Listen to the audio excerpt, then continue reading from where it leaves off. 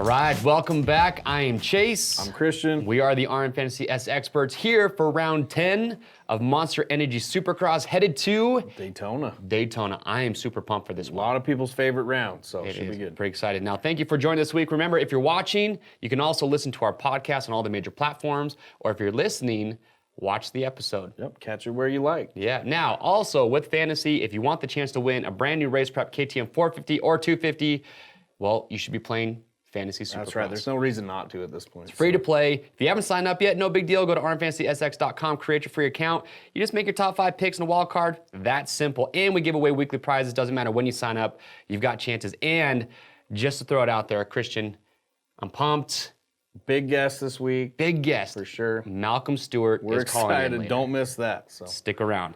But we have seen it come. Atlanta, it is done. Let's get right into it. This is our race recap.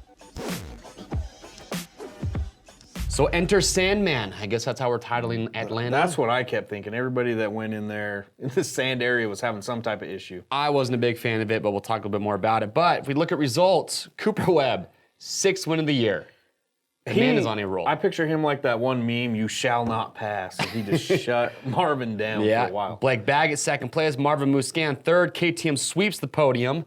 Ken Roxon, another steady 4th. Solid When's this guy going to win? Aaron Plessinger's first top 5. That was huge. I was pumped on this dude. I was. And Justin Bogle holding it down wild card. First time he takes 14th all year, of course. So Yeah. A lot of people around here got him, rubbed it in. That's all good. All right. How about any highlights, anything you want to bring up? I mean, we got to talk about the heat where Reed just shuts the door on Tomac, tips him over in the sand. He was so pissed. Yeah, he didn't look Tomac too couldn't get happy around him. about that, but I mean, it's Reed. He's got that old man Do you think Reed strength. purposely took him out in the sand or like kind of? No, it didn't look intentional to me, No. but I don't think that mattered. But you know Reed was grinning. Yeah, like, exactly. Yeah. He owes no favors to anybody. He don't care. Tomac, another bad start in the main, ran up to 6th, but that's not going to do it in a championship race. Seeley started 21st, worked his way up to 10th. Solid. That man was on a mission. Yeah, and again, Plessinger, first top 5. I knew it was going to happen at some point. I'm glad he got it in there. All right. How about some user stats for this week? We had the average points at 28.24. That's the 3rd highest of the year. Still no perfect scores. Longest drought. I don't know what to You think tell we'll you. see a perfect score by the end of the year? I guarantee we will. Okay. But it's really weird we haven't so far. 13.75% of people had at least 2 picks right, but only 0.004%. So I think it was 3 people had 5 picks right. 3 people. Wow. And I think one of them might have been a rollover. So if you're out there, you might have cost yourself a chance at a weekly prize. Make sure you submit your picks every week. Yeah, 8.5% got the wild card, so that's the 2nd highest this year. Yep, good week for that. And 55% of people still had Tomac to win. We know it's because he qualified first. Everyone jumped on that train. And Chad Reed's still the highest picked wild card rider. The man podiumed the week before and then gets picked for 14th. Wherever the wild card is, he's going to be the top picked rider. That's the way it It's goes. kind of interesting. So, But as far as injuries go, Barsha, haven't heard anything. Have I you? don't know. Concussions can be Yeah, a it can while. be out for a You- while. You never know. But Freezy, Anderson, Stewart, Bloss, all still out. Yep. All right, so there it is. That is the stats for round 9. Now let's jump right into it because this week, headed to Daytona, here it is, track trends. So track trends for Daytona. You finally getting your wish. You've been talking about it all year. Oh, The watching Daytona? short start into whoops. Yeah, I did talk about that. You've been wanting it all I've year. always said they should do a start straight and then the first rhythm is just a set of whoops. Yep, so we're finally getting that there in Daytona. Nice sand sections, Yeah. typical of Daytona. Different than last year, where this year just long straightaways. You could just call it Red Bull straight rhythm. It looks a lot like that, yeah. But lots of bull turns, so it'll be good for passing. 3 right before the finish is what caught my eye. Like, Yeah, if the racing's tight before the finish line, it can get a little ugly, I bet. I think it'll make for very good racing, but we'll see what Malcolm says. But I've talked to some other pro riders, and they're saying the track's too jumpy. The speeds that the riders are going, fast. they say with how soft the dirt is and everything, that they're thinking it could get a little sketchy out there, yeah. But what about 17 highlights? 2017, it was action-packed, to say the least. That was where Eli Tomac tipped over in the first laps, went to dead last, charged all the way back to 2nd. He almost won that race. I think he would have caught Brayton with one more lap. Yeah. But Brayton becomes the oldest rider to get an overall win. Last year there, nobody knew it. I don't even think his mom would have picked him in fantasy that week, but he pulled it off anyways. I remember Marv that race. He struggled. He went down. He was wild. He flew off the track to the mechanics area. While he was leading. Yeah, that's right. That's how Brayton got around him. Yeah, he had some issues. Webb and Tomac got together in the heat race. Tomac talked a little smack. Webb had a solid result in the main. He got third, but Tomac had passed him for second. So Webb did good last year. And only 3 of the top 5 qualifiers last year finished in the top 5. That's interesting. So if that's your strategy, you might want to rethink it this week. And nobody that qualified worse than 11th finished in the top 5. I like to look at that to kind of shorten your range of riders you want to pick. So interesting. But I'm kind of curious to hear what Malcolm says on the track. Yeah, I love He's a Florida native. He's raced it, so definitely get some good insight. So make sure to stick around for that. But next up, let's talk about it. It's getting harder and harder each week, or maybe easier. I don't know. Webb's proven that if you're not putting him in first, you're a fool. Exactly. I'm that person. But let's get right into it. Here it is. This is Top Contenders. All right, so for this week's Top Contenders, we've got 5 riders on the table: Cooper Webb, Musquin, Roczen, Tomac, and now Blake Bagg in the conversation. But got to do it. Let's start with Cooper Webb, though. This man is on a mission. 5 wins on the season. He's won all 3 East Coasts. Oh yeah, easily the biggest turnaround we've ever seen from one season to the next. Yeah. And if you don't put Cooper Webb at this point in first place, you're not playing the odds, and that's what I did last week, and it bit me. It feels scary at first, but once you do it and he starts bringing in those points, you feel more comfortable about it. There's no reason not to pick him first. He's won all 3 East Coast standard rounds this year. He's led 50 laps in the last 4 rounds. Jeez. All other riders combined have only led 74, including the Triple Crown. So the next closest rider is Roczen with 20, actually. And he's won 5 of the last 7 overalls, and he's tied with Musquin for the best average start per gate drop. He's really closed that gap. Here's what's interesting, though. When you talk about Marvin Musquin and you look at his results, you think it's collapsing on him. Everybody's wondering what's wrong. He hasn't led a lap, but check this out. Marvin, Musquin, and Webb, when you look at their average finish per gate drop this year, are only separated by 0.4. Exactly. And then you look at their starts, their average start, the exact same, 5, and the average qualifying, exact same, 4.44. But somehow he's won 5 races and led 88 laps or so, and he hasn't won a race and hasn't led a lap. I don't understand it. Mind-boggling. But you know what? He's still in contention. Yep. All right? Ken Roczen has the best average overall finish per gate drop of 3.22, but he still hasn't won a race. Exactly. He's led laps to the last corner. So it makes me wonder of what happens if he doesn't get a good start. I don't know.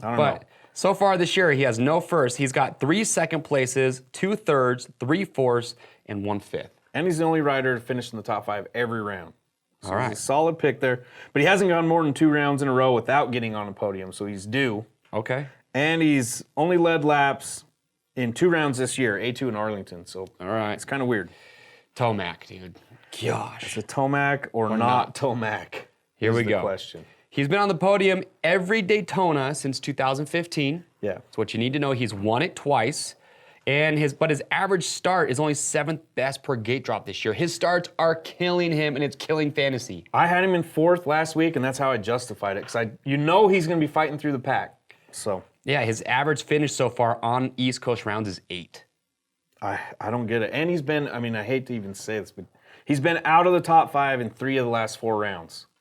Not good. I don't know. It blows my mind. I'm putting him 4th or 5th. I'm too scared of him having to fight through the pack at this point. Yeah, he can't get that start. And then now Baggett, though, we got him in our top contenders because this man, you might not think it. I think a lot of people are still questioning, like, should I put Baggett in my top 5? But when you look at his stats, he's a pretty solid pick. Yeah. I had him in 3rd last week and was kind of scared about it. Yeah. He even does better than that. Now, last year in Daytona, he didn't have the greatest result. He got 9th. Year before that, he didn't do too well either, but it's a new year. Yeah. It's a new him. But he has a 3rd best average start this season on East Coast rounds of 4. Mm-hmm. And he's starting the top 5 in the last 4 standard rounds. So the man's starts are on point. His finishes are there. And he's finished in the top 5 4 out of the last 6 rounds. Yeah, and when he DNF'd in Minneapolis, he was in 4th. He would have been there. So he's a safe pick in my mind. The only thing with Baggett is don't look at his qualifying times. No, that's true. If he's qualified as far back as 13th and still finished in the top 5. Yeah. So if his qualifying's not great, don't worry about it. I still think he's safe to put in there. Yeah, so those are the top contenders. But also remember, we know you guys out there, you love your stats. And maybe we don't have time to get to all of them in this video, but we do have a blog where you just click on the link in the description after this. You go to the blog, you can read all the stats that we are giving you. We have tables, everything to help you make those picks. So if you feel like you're rushing this video or you just want to take some time to read it, look at the blog. Yep. And that if will help we're you out. missing anything, you have any input, questions you want us to look up, stats, let us know too. There you go. But there it is. That's the top contenders. But now let's talk about some of those riders who, like Plessinger last week, spoiled everything. Here it is. This is our weekly spoilers. All right, so for this week's weekly spoilers, we've got Dean Wilson, Cole Seeley, Aaron Plessinger, Joey Savacci, and because he won last year, you got to talk about number 10. You got to give him credit where credit's due. That is true. But start off with Wilson. So for me, Wilson, you look at his qualifying times and even heat races, he's doing really well. He gets a good start in the qualifying, but just hasn't seemed to put together in the main. Since Anaheim won, he's faded hard. He's faded, has not cracked the top 5 again. I thought he was doing a lot worse. Then I go pull his stats over the last few rounds. He's finished 8th 3 times in a row on the East Coast. So he's not terrible. But it's not that bad. But if he gets a start, he could run up there. I agree. The problem is you got 4 out of the top 5 we already talked about that are all have the best starting averages. Yeah. So I agree. Pretty interesting. But Cole Seeley, what about this man? He came back He from says the Rock. my boy every week. You love Cole Seeley. Well, I love Cole he Martinez. gave us a giant shout out after his heat rate win. Yep, That was super cool. The viewing party at our dealership. I was down there. It was a big turnout. So it was cool to see Seeley do that. But Seeley, he charged from about dead last week. Yeah, if he would have got a decent start, I think he would have made noise in there. So I'm ready. And he won the heat race. So if Seeley gets a start, I don't see why he's not going to run in the top 5. No. I don't, So he could be that spoiler, hands down. I agree with that. And then Aaron Plessinger. I know it's a long shot. But I want to see this man win a race. It's been too long since we've seen dance moves out of this guy. And we know the rougher the track gets, the better he does. Yeah. So I'm thinking, this could bump him up a few spots this week. Last week, the track started to get a little rough at the end of qualifying, and everyone was talking about moving him up. Look what he did. Yeah, and he is improving. He's been in the top 5 3 of the 7 standard rounds, and every time he started. Yeah, and every time he's finished 5th or 6th this year, he's finished 10th or worse the following round. Yeah, so I don't know, but this track I think is really going to favor him a lot. And you give a man confidence. Like look at Cooper Webb. Last week he had a good result. That always, in my opinion, seems to trend to the next week. Yeah, okay, that's true. How about Joey Savacci? Joey Savacci, he was in the top 5 the 2 rounds before last in the standard rounds. He got a bad start last week. Couldn't really bring it back together, but in 6 gate drops on the East, he's finished in the top 5 in 3 of them. Okay. So he's getting up there. All his top 5 finishes have been on the East Coast this year. And he has the fourth best average finish on the East Coast, where if you go to the West, out of all the riders that are left, he was 14th. Yeah. So he's doing way better on the East. Okay. If you don't have bad vibe about him, that's out. On the East Coast, he's doing way better. Then you get to my boy, Justin Father Brady. Time.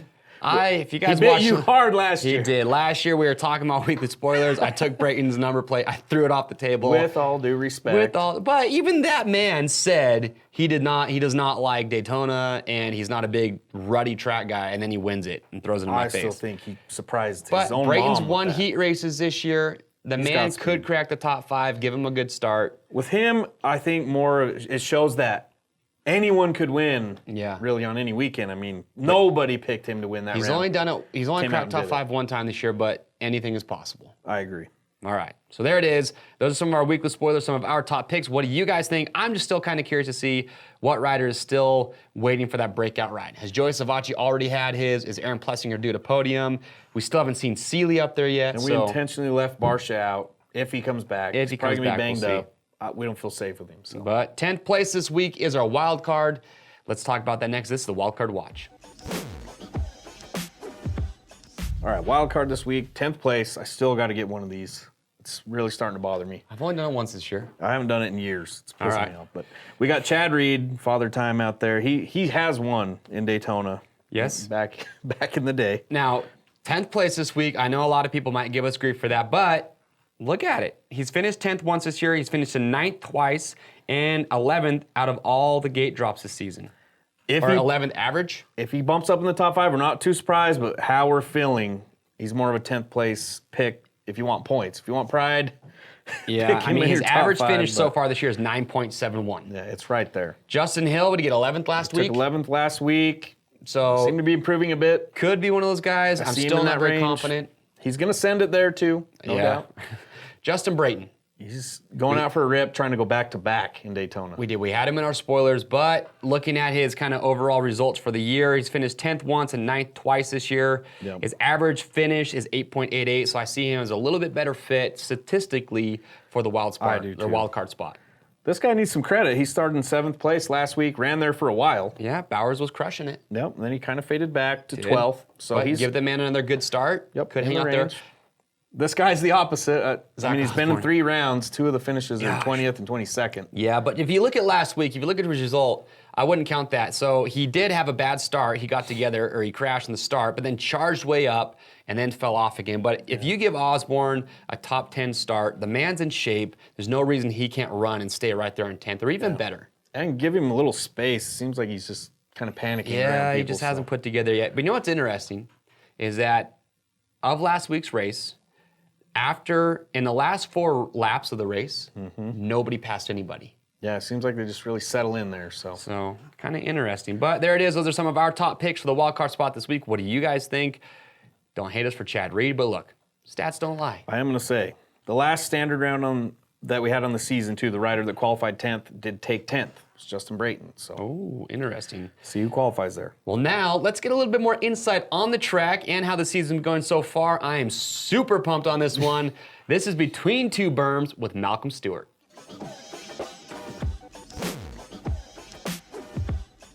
All right, so we have him on the phone, number 27. This is Between Two Berms with Malcolm Stewart. What up, Malcolm? Hey, what's up, guys? Not a whole lot, just talking fantasy. Thanks for calling in today. Fantasy, huh? Yeah, dude, you got to give the viewers the info that they need. I know. Like I said, the fantasy, I'm pretty sure with what's going on this year, I guarantee people have been stressing over the fantasy because it's been a big toss-up. So Yeah, well, I'll tell you what. So far, I had a season, especially a 450 class. You killed some fantasy dreams when you went down in Glendale, including mine. I know.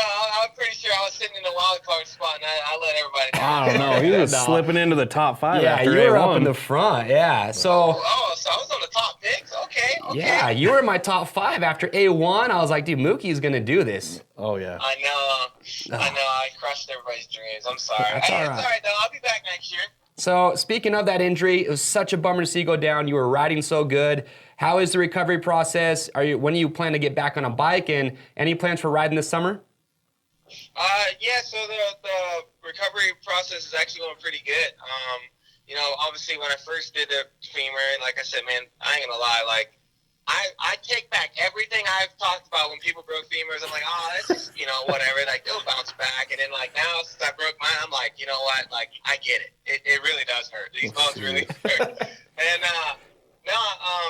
from there it's just been steady doing therapy and stuff, and obviously like been working with my trainer Garrett Swanepoel, and just really, and obviously the therapist, also other therapists, been helping me out. So it's been kind of like a process for me, but nonstop. And staying myself in California, I've been doing all that. So like I said, I just for me it was kind of a long process that's been steady going, but.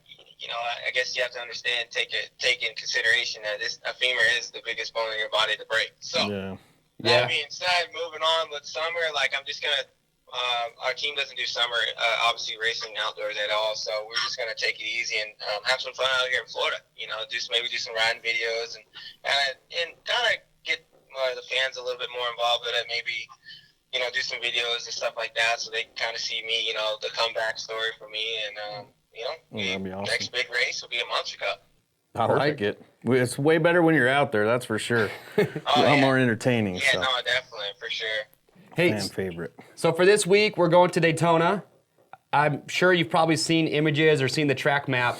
I've talked to a few other riders who say that it looks too jumpy, it's going to be too fast. What are your thoughts on it? I could say the last couple of years, Daytona has gotten a lot more jumpier, more technical wise, but it's one of those tracks that it breaks down really easy. So or if it's dragon spacks or whoop sections, at the end of the night, like you're pretty much jumping through it. Me personally, being from Florida, I've never really been a fan of Daytona. The tracks are it's a whole different ball game. But like people say, like, yeah, it's gotten a lot jumpier, but it's it's a good perspective for the fans, though. Like that's what people want to see. They want to see more like Supercross and sand and big jumps and things like that, different obstacles. So if I'm sitting on the sideline as a fan perspective, like I think it's pretty cool. I would agree with you, but I've never raced a Supercross track, so I can't really see it from the rider's perspective. But so I get it from both sides. Yeah. It's nice to hear from the riders on that. So no. If I was probably racing this weekend, I'll say, it sucks. I'll be like, they need to flatten the whole track out. Yeah. So, but yeah, no, Daytona, it's a one-off track, man. Like it's one of those tracks that it's, it used to be the longest track. Now with being 20 minutes, it's probably going to be a little bit more less now. So you won't be doing actually 20 laps. So this might be one of the tracks that you won't do 20 laps. But for me, I think Daytona is one of those tracks that you kind of, like, you have to get a flow, man. Like, if you don't have a flow at all, that track will wear and tear you out.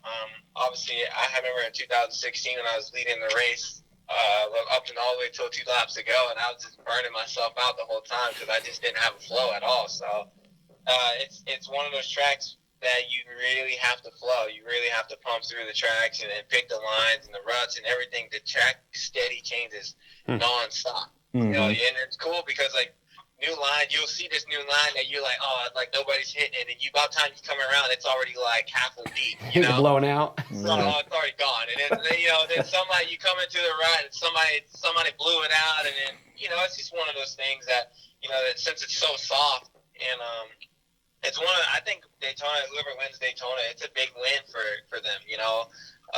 That's a track that everybody wants to win at. I think that's like one of the biggest East Coast tracks, is because Daytona there is no track on the circuit that's like that. It's completely different. Everything's completely different. And on top of that, you're in Daytona 500. Like Speedway, man. Like, how many people could say, like, yeah, bro, I won Daytona? But like, not very many. Justin Brayton can. Yeah, Justin Brayton can, your teammate. Yeah, my teammate. I'm pulling for my teammate this weekend. He's trying to go back to back. Yeah, he's hot. So he's been doing good. He's been keeping himself in the loop since first race. So you never keep counting him out. He's always the type of guy that he'll turn it on right at the last minute. So don't sleep on Justin Brayton. Right on. So here's a question. So we've always heard that rumor that Daytona favors the outdoor rider because it's not your typical Supercross. It gets really rough. Do you really feel like that's the case, where a guy who maybe shines a little bit more in outdoors thinks he's going to have a better result just because of the track conditions? Or do riders just look at it like another Supercross track? Well, I mean, like I said, due to that, Daytona has been more jumpy. It's actually been more towards Supercross guys. So, I don't think so. I don't think so. I honestly think it's all about who has the start and who has the best flow on the track and who's the most fit at the end of the 20-minute. Me personally. Yeah. Like I said, Daytona is one of those tracks. Like it's really, really important with starts because there's a lot of sections that are one-lined, and things like that. So it's hard for you to make a lot of time. But yeah, no, I don't think it's like you said. I don't think it's outdoor. Whoever has a better outdoor rider is going to win it this weekend. I don't think so at all. I mean, Justin Brayton doesn't even race outdoors. He won it. So he said he doesn't like the East Coast ruddy tracks. It's time to put that rumor to bed. All right. Yeah. That's it. All right. Christian's got an interesting question for you. We all know that you got one of the most recognizable hairstyles out there. It's always easy to find you on the track. Now, is there anybody out there that you're afraid of might come to move in on that title you have, like a Blake Wharton? Who are you worried about there? Blake's got some hair, man. Blake Wharton, he's got some hair, but he has that like different style of hair. Yeah. He has like that slash style. So Yep. I mean, ain't nobody that has dreads. Not that I know of. That's racing. But yeah, no. Some days like Daytona is like probably one of my least favorite tracks because at the end of the night it's a 2.5-hour wash to get all the sand out of my hair. So 2.5 hours. Yeah. But no, other than that, yeah, no. It's I think long hair is cool, man. If that's just your personality. Yeah. I think you just run you. I think with Blake having big hair, like long, like just the curly hair and all that, just how it is. Like I think it's cool. If Blake were on the show, it'd be between two perms with Blake Wharton. That's right. All right. That's right. Malcolm, last question for you real quick. Help our fantasy players out. If you had to, real quick, give us your top 3. What's your podium this weekend at Daytona? Well, I was going to go with my teammate. Can't count him out. He won it. I still think a guy like Chad Reed, I don't underestimate him. He had a bad weekend last weekend, so he might have a little fire under his belt. Mm-hmm. And I think Marvin. I'm going with Marvin. Okay. He looked good there last year. Yeah. Yeah, I'm going for Marvin. This is, if any track that might fit him, it would be Marvin. All right. I like that. How about second place? You see Cooper up there again this week?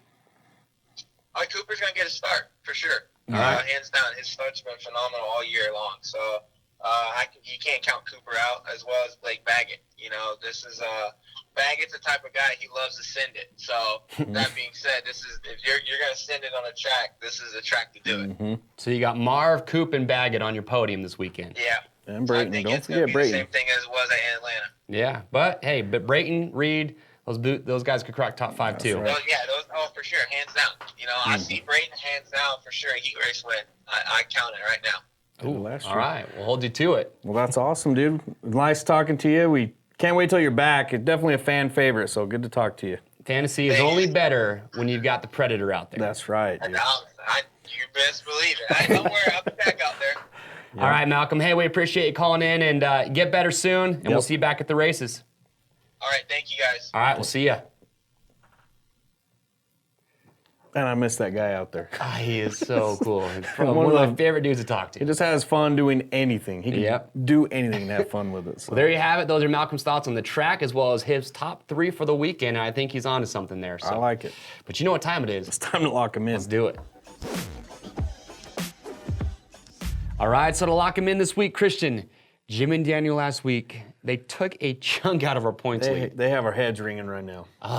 We have to have a good week. Gaining 70 points on us, big week for They gained them. 70 on us? Yeah, it was like 70 points. Oh, That's why you gosh. get a big lead early to withstand these Pull a Cooper. bad rounds. Okay, Yep. my picks for this week, I'm in with Malcolm Stewart. Marvin Musquin gets his first win of the year. And then I've got Blake Baggett. Eli Tomac rounds out my podium. Cooper Webb, I've got him in 4th. Why? Look, because... Yeah, that's a good question. Because I don't know. I just gotta hear the reason. To me. Is it just he has to be there somewhere, or what? Just because it's so close, I feel like Tomac has no choice. And my only reasoning for this is that Cooper hasn't raced Daytona on a KTM yet, so maybe he's not gonna be happy with the setting. But I might move it around after the qualifying. But I feel like Marv and Coop are your 2 choices for the win. And if one of them wins, the other one might. I don't know. Do you remember the heat from last week? Where he tailed him the entire heat and then last lap said, all right, I'm done with you. And What do you want me to do? Just get points. I don't want to lose to Jim and Daniel. Ken Rock's in 5th, and then I've got another Red Rider, Justin Brayton, in the wild card spot. Go. What do you got? Okay. Gosh. You are beating me in points, so you have that. But I'm going with Webb to win. Once he starts bringing in points like that, it's hard to take him out of first. Okay. Then I have Tomac in 2nd, even though I still think he might have to fight through the pack a bit. Blake Baggett's locking down starts like nobody's business. Marv, he's done good there before. He'll do good again in 4th. Roxon in 5th. I think he keeps it conservative and I keep it red, but I'm going with Cole Seeley in 10th place. Okay, so you bagged on me for Musquin in 1st, but you put Baggett Marv in 3rd and 4th, and both have much better average starting than Tomac. I know, but you know how he gets when he's angry. He rides on a green bike for a reason. And he's going to fight through the pack. When he gets to Webb, I don't know if he's going to be able to pass him. Okay. So, Respect. I don't know. I don't like putting Marv that far back either, dude. It's getting tough. It is getting tough. I don't know what I'm doing. So. Well, there you have it. Those are our picks. You can see how difficult it is getting to make those top 5. There you go. What do you guys think? Who's in your top 5? Who do you have for wild card? Give us your reasoning below. But next up, we got to talk about it. This is why you want to play fantasy. Here it is the prize recap. All right, so here it is. This is why you want to be playing RMFantasy Before we talk about these prizes, though, this week, our offer code, Hoodie10. That's right. Everybody is a winner. Go throw that offer code in the site. Get 10% off closeout hoodies. Friday and Saturday. Friday and Saturday. Perfect. Now let's talk about grand prizes. First place, we already talked about it, KTM 450. Second place, KTM 250. We also got Moab Red Rock Getaway, MEC Trip, Dunlop Brock Glover Legend Ride, Fly Racing Gear and Casual Package, Milestone Video Game, Supercross To The Game, Console 4K TV, Motion Pro Tools, Touch Impact Wheel Set, Oakley Goggle, and Sunglasses. That's right, and that's the grand prizes. Grand. This week, there's 100 prizes up alone. So the top scorer this week is going to pull a Bell Moto 9 Carbon Flex helmet and Supercross 2 the video game. Second place, 2 sets of Pirelli MX32 mid to hard terrain tires. Third place, Troy Lee's the Designs gear set. And then other prizes going down from Fly, Pro Honda, 100% Motool, Fox, a Cherubies, Primary Drive, and of course 90 Rocky Mountain gift cards. So 100 chances to win. 100 chances to win, free to play, and to win a weekly prize doesn't matter when you signed up. You can always win. So go to RMFantasysX.com, create your free account, pick your top 5 and that wild card, watch the races, have a blast. And if you want to play, join our group. Yep. RM Fantasy SX Rivals. The biggest group in fantasy right now. Get in there, talk some smack. Talk some smack. Gets pretty fun in there. And make sure to hit the calendar button on the top of the website. Get a notification before picks close. Don't be the rollover guy or girl. It's not a good look. So. Well, there you have it. Thanks for joining us for this week's episode of RM Fantasy SXperts Daytona. It's going to be a fun weekend. I am Chase. I'm Christian. Thanks for watching.